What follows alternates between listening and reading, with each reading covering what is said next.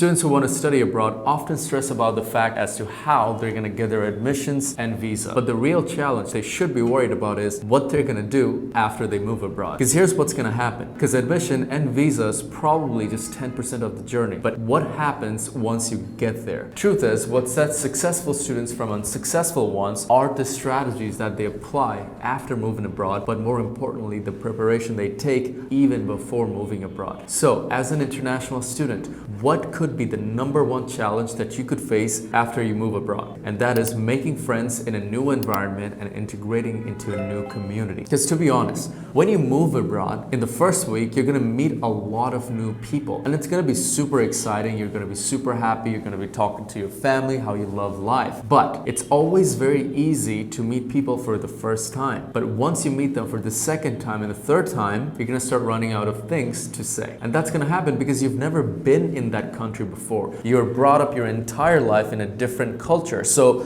the communication doesn't really match up to what you have seen your entire life. So what you have to do is get better at communicating. And if you're not so good at making friends, you're someone in a new country who doesn't know anybody else, you're gonna end up being super lonely very quickly and it could get depressing. So what can you do to avoid that? #1, learn how to talk to strangers. And by talking, I don't mean just saying things. It's about learning about strangers. Be the listener. You see, it's very uncomfortable for people to be in a conversation where they have to stay quiet and be the listener. People love to speak about themselves. But when you go into a new country, your responsibility is not to talk much about you. Your responsibility is to listen to the people around you and see what they're all about. Because you're going to learn a lot from their stories, from their lifestyle, and you got to be more inquisitive. That's what I mean by talking to strangers. It's not about just saying, hey, how are you doing? What are your classes and all that stuff. Those are just conversation starters, but asking deep questions. Tell me about what you did when you grew up as a Canadian, what it's like. Guess what? I'm an international student. I don't know. I'm curious. What do you guys do during your festive days? What happens in the morning? What happens at night? When you do this for 6 to 7 months in the beginning, you're going to learn everything about the culture of that new country. Well,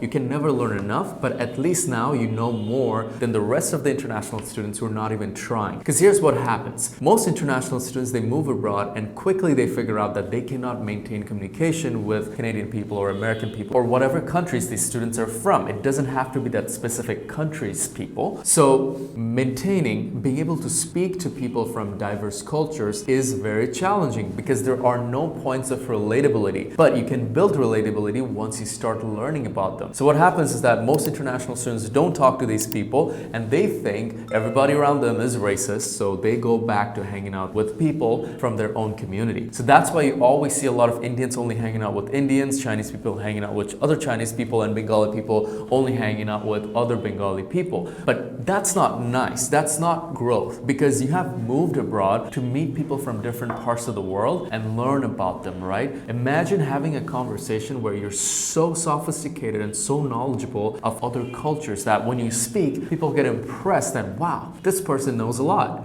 And learning how to speak to strangers, listening quietly, but listening actively to learn is the key to maintaining great communication. Another thing you can do to learn how to speak to strangers is, even before you move abroad, instead of hanging out with your friends in your country, go out there, maybe in a bus stop, maybe in a park, just go meet strangers and start talking to them. Before I moved to Canada, there was this one entire year where I didn't speak to any of my friends. I started talking to complete strangers on the streets and maintained conversations for hours, and it was great. And I would say that was the skill that really helped me with making friends when I actually moved abroad, because I learned how to be inquisitive. I learned how to listen. I learned how to learn about someone else's lives, completely putting my self-interest aside. #2, learn English. Here's the thing. You're moving to an English-speaking country, and if you don't know how to speak proper English, you're not going to be able to speak to anybody. So what happens is that most international students try to take the shortcut by not showing up for their IELTS exam or not writing their IELTS exam, and they just want to move abroad. But the problem with that is because now you took the shortcut, you don't know how to speak English properly, and you move to a new country. Again, when you can't speak to these people, you're going to divert back to hanging out with people from your community. And I just don't support that as much. It's because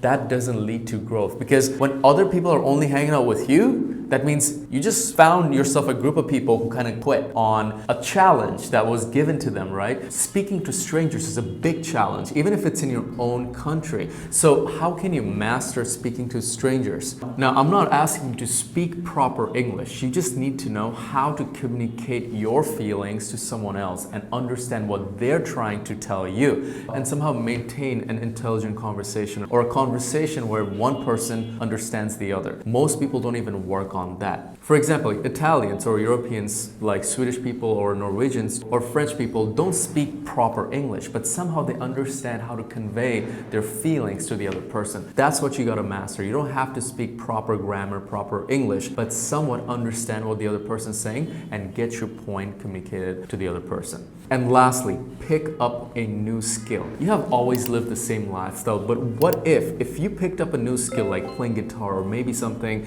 creative like drawing, maybe you know how to become a DJ. All these creative skills help you maintain unique conversation, something that other people can admire. So when you move abroad, people see you as someone who's smart and has specific skill sets that most people don't. When you have these creative skills, people admire you more and they want to surround themselves around you. And it's an awesome feeling when that happens. So those are the 3 recommendations I have for students who just want to kind of start off right with making friends when they move to a new country and integrate in a new country. So the 3 points were: learn how to speak to strangers, learn proper English, and pick up a new skill so that other people can look up to you as inspiration. That's it for this video. Hope you learned something new. Please make sure to like, follow, and show some love in the comments. Or if you have any questions, make sure to ask them. I'll try to get back to you. That being said, I guess I'll see you in the next video.